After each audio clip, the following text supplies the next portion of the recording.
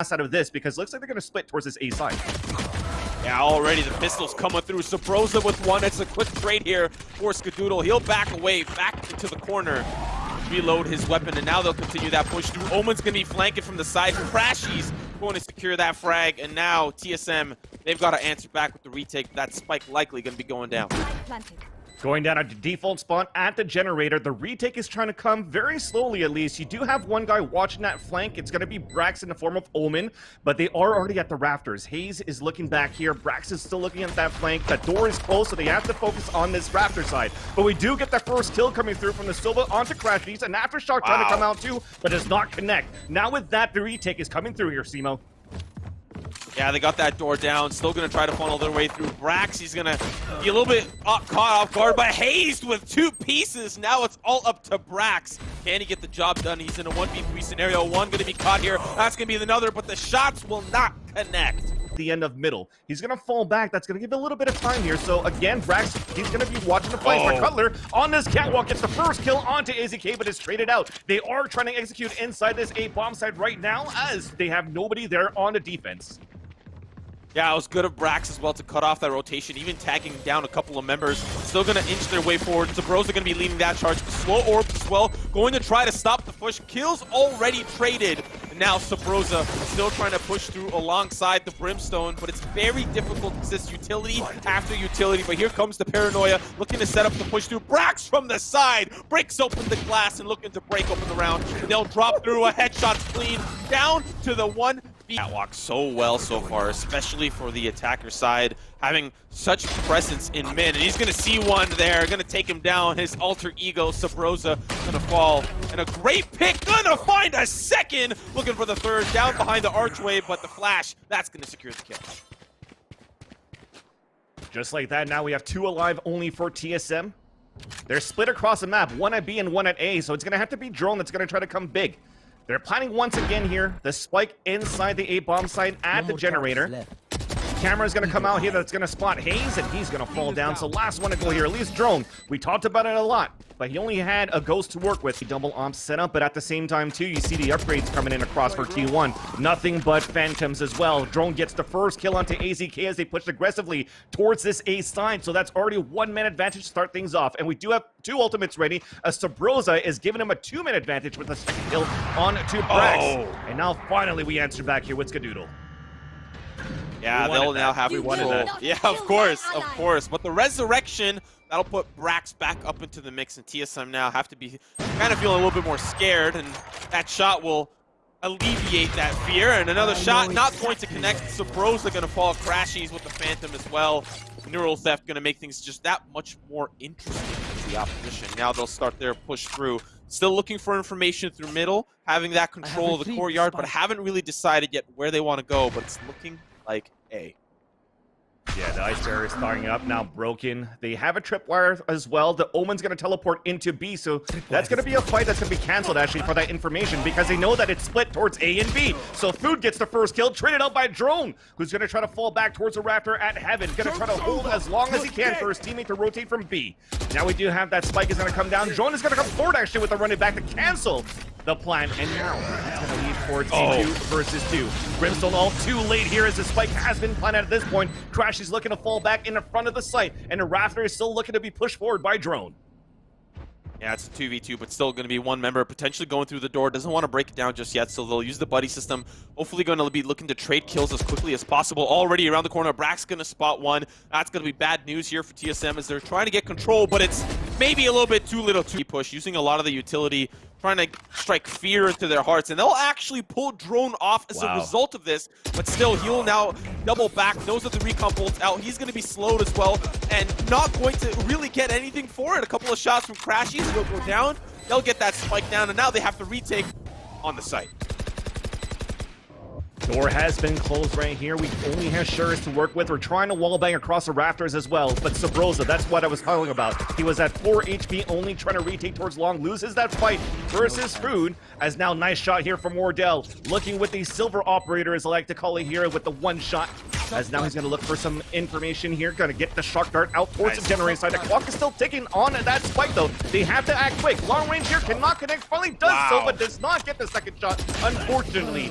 Now we haven't really seen them go towards B so far. It does feel like A is a lot easier to take. The flash around the corner can really blind everyone and their mother from a wide distance, but a great start here from Wardell. Gonna get the kill. And you need picks like that to open up the round. Let's see what they do with it as T1 are ready for the push in. Starts off super well here. Sabrosa even rotating on towards the back from that heaven side. So they have an operator set up crossfire inside the spawn pretty much, as Drone is still watching on that catwalk. As he spots another one here, gets the wall bang into headshot onto Food to fall down. Here comes Drone with the kill onto Brax. Cannot connect with the second one, but Sabrosa connects onto AZK. So now Skadoodle's the last man standing. Sabrosa on this map of Ascent. Off your feet! Drone, he's going to be looking to try to counter the flash with a flash of his own. He's got another one ready. The curveball's there, but unfortunately, he will not come out on top. A beautiful boost here from Skadoodle. Sees one back of sight, but will not get the frag. Slow orb going to be thrown into the back there, but it's Food, and he's chopping him up like chopped liver. 3 kills for him, and now it is all down to one final player. Yeah, unfortunately, he's just going to try to save his gun right now. The Brimstone of Haze. Haze usually the healer as a Sage right now for TSM, but because they're not running this right now, they want to utilize these smokes on the attacker side. He's playing that Brimstone. Is he comfortable with it? So far, it's just rifling, so yes, he does get the first headshot onto Crashies, and he's just going to try to fall back here towards spawn side, which is going to be very tough. Skadoodle seems to be waiting there just on the other side, but he's looking towards that mid, so he could actually have an opening shot here if he wants to go for that lean. Meanwhile, for the rest, you see him looking back towards his mid side. They're still trying to hunt him to prevent Haze from saving that gun. But at this point here, that spike should be going off any second. Oh, man, the timing on that. So then you see Skadoodle that's looking back here towards that picture-in-picture. They're moving in towards that market side. Here's that first kill from Haze, but he cannot hold. In this map, we'll see how they work their way through. Haze going to be the first line of offense. See as they come around the corner. But here comes the flashpoint. Still, Wardell gets the first kill with the operator, but Haze still falls inside the market no matter what. Cutler making a little bit of an audible sound as he walks through that cybercade, but they have not converted inside B yet. It was somewhat of a close range fight here, as we do have basically one still going back towards the mid side, but a big flank from Sabrosa gets Sprax down. But so far, everybody's just falling like flies towards B, towards mid, so they just storm back towards this A side. There's no time, barely any time, but at least they'll get the spike down. Sabrosa now, or should I say Wardell, sorry, the last man standing, gets the kill onto Food as soon as the wall breaks. And now can he win this clutch 2 versus 1? Very difficult for TSM. I really thought that they were able to at least hold off B and then the rotate through. Sabrosa was in a perfect position. Maybe if he played it a little bit more patiently, that would have boded well for him. Now it's the 1v2, still doable here for Wardell. He's got himself 100 HP. No armor though. Recon Bolt may be able to spot things out, but that spike is ticking and he needs to get involved quickly. They're going to be one behind Generator, the other back corner. That's going to be the first shot. Comes through Wardell with one, but it's the operator. Cannot let Wardell. Points from the breach. It's just so good for the execution that T1 has now on this map of Ascent. Saw their Drone tried to push through and get maybe a little bit more aggressive on the catwalk, but when you have a sheriff, you may not be the only sheriff in town. A couple of those deputies were looking to get rid of him, but they'll just fall back. Drone here going to be helping to defend the A site, but the whole team, they're just here again. And like you said, they're just going to push through. They've got the flashers to get that job done, but so far, they're just biding their time and gathering information. And that's small things, right? You see the Owl Drone going towards that floor in case he could activate some tripwires too. Here comes an aftershock that's going to come across the wall as well, but Cutler still gets the first kill into this round for the team, at least of TSM, but he falls quickly after that by AZK, who pushes forward on the second kill onto Drone. Closing the door, should be an easy plant. Now a 4-on-2 situation in favor of T1. At this point, you're just looking at exits. I mean, you only have Haze with the classic. I think his teammate only has a sheriff as well. And even Brax long range, watching those lurkers, watching the rotates, just connects every single time.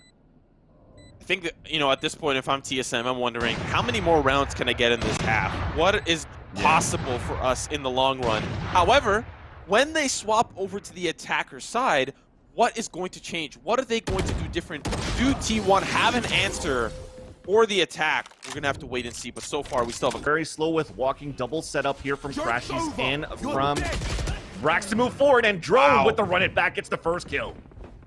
Yeah, this is really crucial for them to have that control. They actually had 2 behind the archway as well to make sure that if any of those members fell, they could at least get the refrag, and now they'll have control of the A site, but really the question is for how long.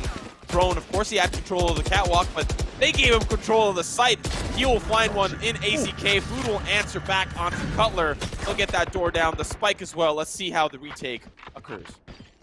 Subrosa so patient right now. He's going to try to get a bit more information into the site before spots that second one. So Brax is going to fall. Spike has just implanted a generator. Food looking to clutch the situation. He's going to get the flashpoint coming across. Gets the 180 headshot onto Hayes. Now he has the rolling thunder looking at heaven. He does spot one and they're both there. So he's pulling right back. Aftershock to come out through as well. He's running around the generator so far and he spots Wardell with that cape. Another flashpoint, but he does not get the kill as Wardell swings across with the Phantom and then a few instead of going towards Catwalk, but at least it's a buddy system that they have set up. Cutler gets the first kill. Paranoia out as it trades out here, Simo. Ooh. Give me the drone as well. AZK gonna try to gather information. There's one in the smoke. Unfortunately, that's gonna be the Hunter's Fury. Looking to try to get a couple of those shots through the cement bricks, but not going to find anyone dead to rights. Just a couple of tags there from the side of AZK. Shock darts as well.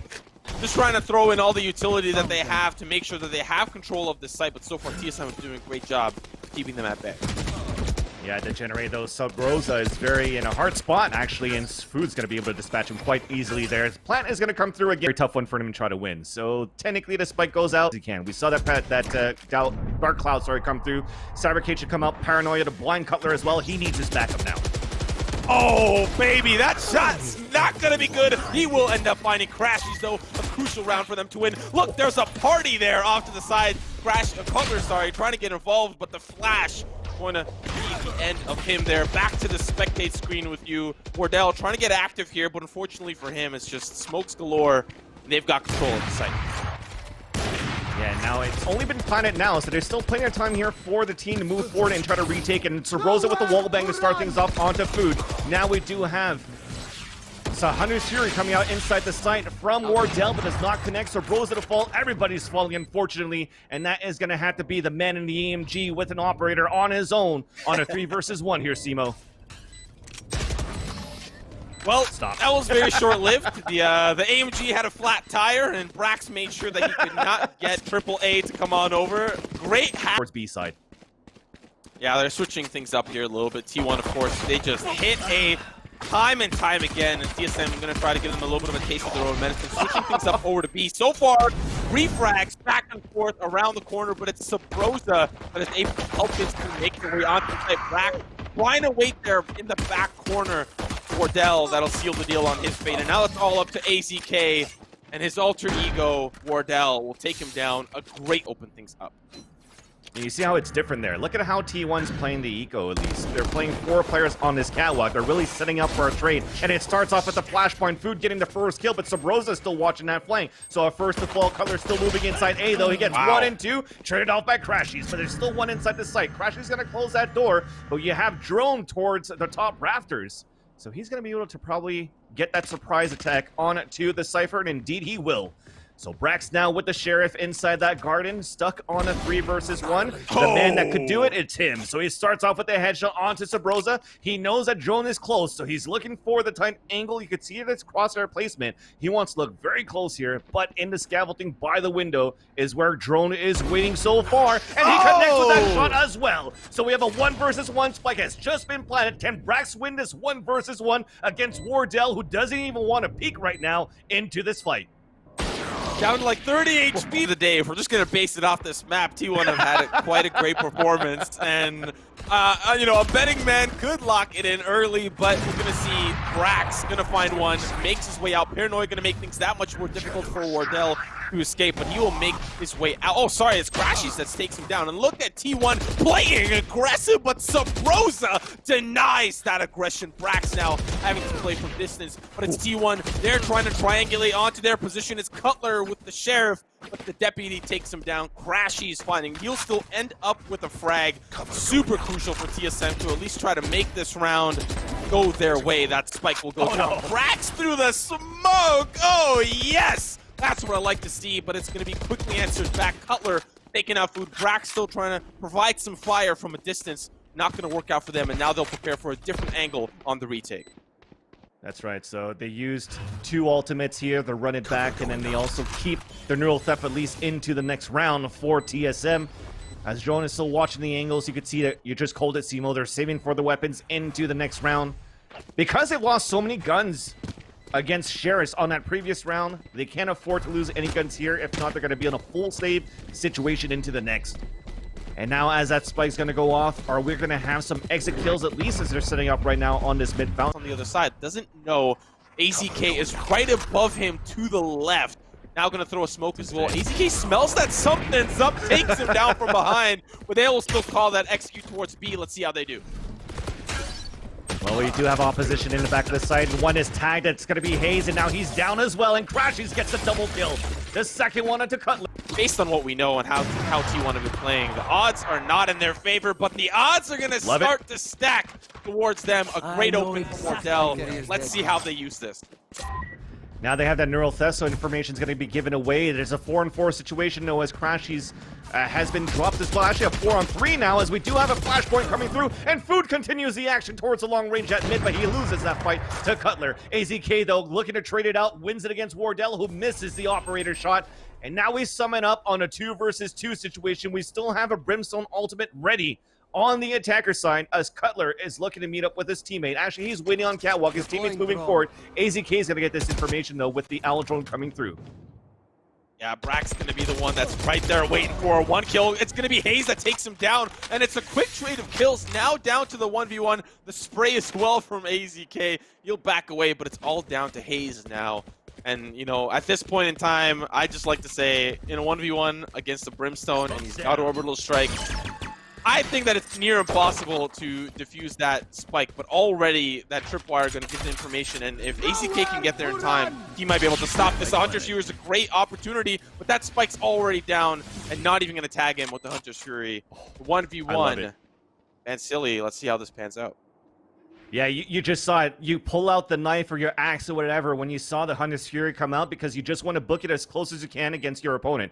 Now he has no information. He's probably still thinking you're holding in the back of the site, but he moves in an area we could actually cover it from the spawn side. So at the defender entrance, he does have the orbital strike.